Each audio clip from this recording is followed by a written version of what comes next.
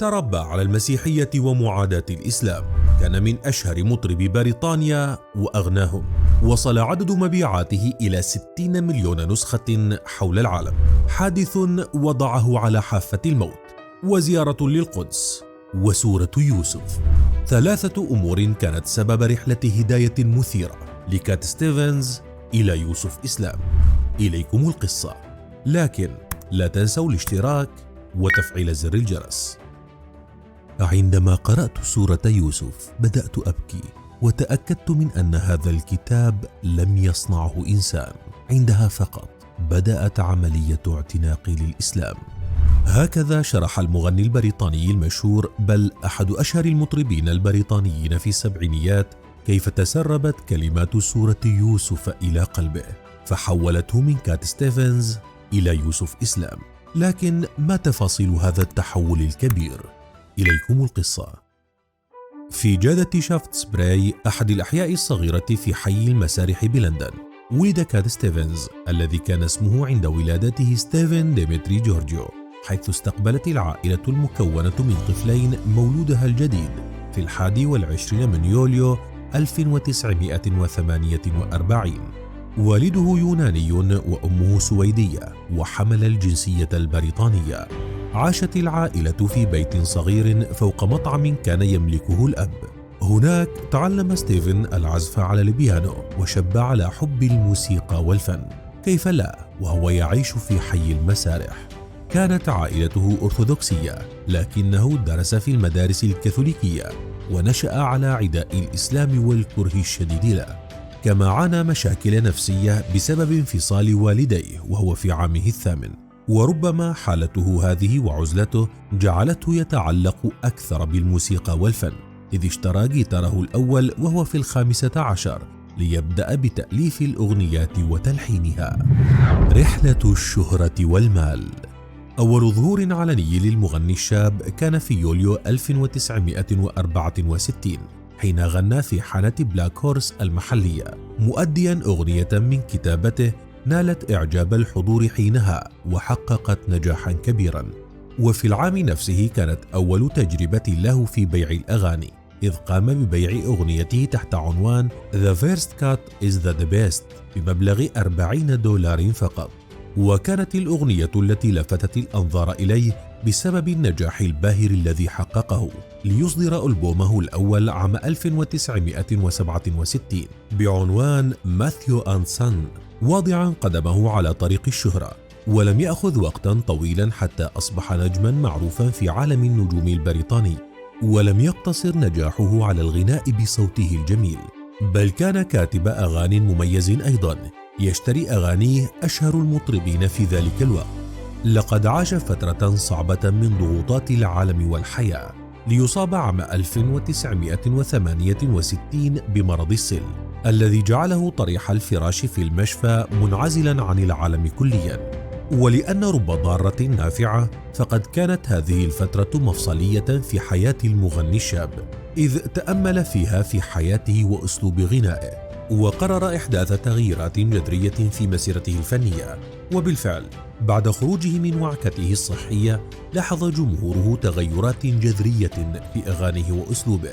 وقد قال في إحدى المقابلات معه: في فترة نقاهتي بدأت في استكشاف مجموعة متنوعة من المسارات الروحية مثل البوذية والطاوية، إلا أن كل ذلك لم يجد نفعا. كان يبحث عن دعم لروحه التي تشعر أنها تائهة رغم كل ما حققه من نجاح، حيث لمع نجمه في الولايات المتحدة وحقق جوائز عالمية مهمة، خاصة التي تتعلق بمواضيع السلام والوحدة. لقد أصبح كات الشاب الوحيد نجما عالميا من الدرجة الرفيعة، لكن حدثا فريدا سيغير حياته جذريا: الطريق نحو يوسف الإسلام.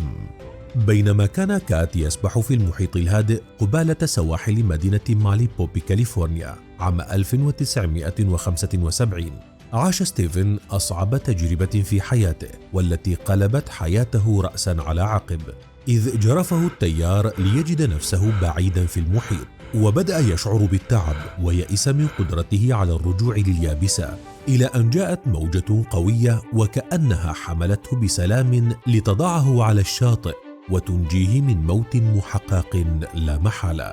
لم تمر هذه الحادثة مرور الكرام في حياة ستيفن، فقد اعتزل بعدها الناس وكان بحاجة إلى إجابات كثيرة تدور في تفكيره.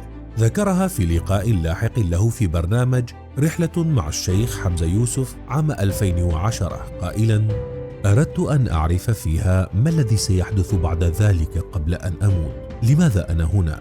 هل الله موجود؟ أين سأقضي الأبدية؟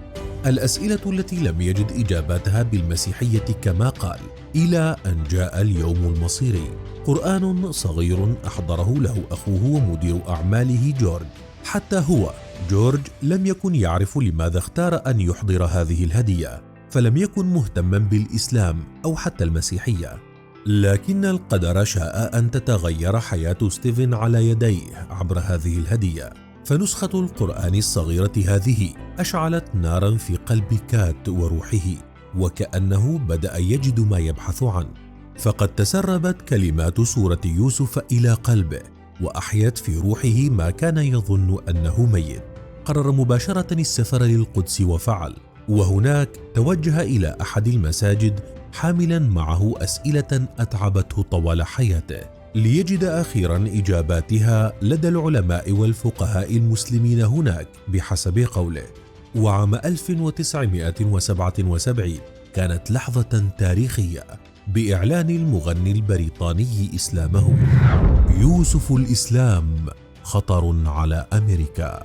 هكذا تحول كات إلى يوسف، الاسم الذي اختاره تيمنا بسيدنا يوسف عليه السلام وقصته التي كانت أحد أسباب إسلامه. ومع الأيام أصبح اسمه يوسف الإسلام، وقرر اعتزال الغناء وحياته المهنية كنجم موسيقي نهائيا، وذلك في الوقت الذي كان قد وصل فيه إلى أوج نجوميته. وأول ما كان يرغب فيه في حياته الجديدة تأسيس أسرة، فتزوج امرأة مسلمة تدعى فوزية، أنجب منها 5 أطفال، وانخرط في التعليم والإغاثة الإنسانية، كما ساهم في تأسيس جمعية المعونة الإسلامية الخيرية التي عمت مبادراتها الخيرية جميع أنحاء إفريقيا وآسيا وأوروبا.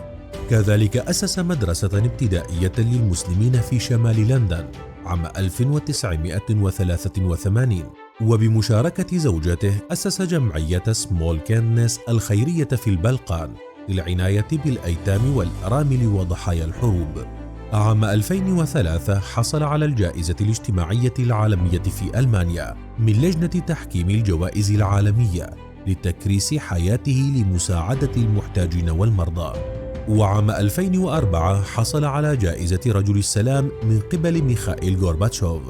لكن أنشطته لدعم المسلمين في أمريكا لم تنل إعجاب الحكومة، فتم وضعه على قائمة المراقبة ليتم ترحيله بشكل مفاجئ من أمريكا أثناء رحلة له إلى واشنطن، حيث اتصل مكتب التحقيقات الفيدرالي الأمريكي بكابتن الطائرة التي تقله وأمره أن يحول مساره إلى ولاية ماين. وكان في انتظاره عملاء من مكتب التحقيقات اقتادوه مع ابنته التي كانت آنذاك في 21 من عمرها، وتم ترحيله إلى بريطانيا باعتباره خطرا على الأمن الأمريكي. عام 2006 شهد عودة المغني إلى شغف طفولته وهو الغناء، ولكن بنكهة جديدة، فقد عاد بنكهة يوسف الإسلام التي أحبه بها جمهوره أيضا، وكسب جوائز كثيرة. كما نفذ جولة قطار السلام التي سافر فيها إلى جنوب إفريقيا وأستراليا ونيوزيلندا في رحلة عنوانها الغنائي للعمل الخيري، جمع خلالها تبرعات بأكثر من $1,000,000. وما يزال يوسف يواصل إلى اليوم مبادراته الخيرية بشكل جذاب ومبتكر، والتي يستهدف فيها الجميع دون تمييز في الدين أو الجنسية.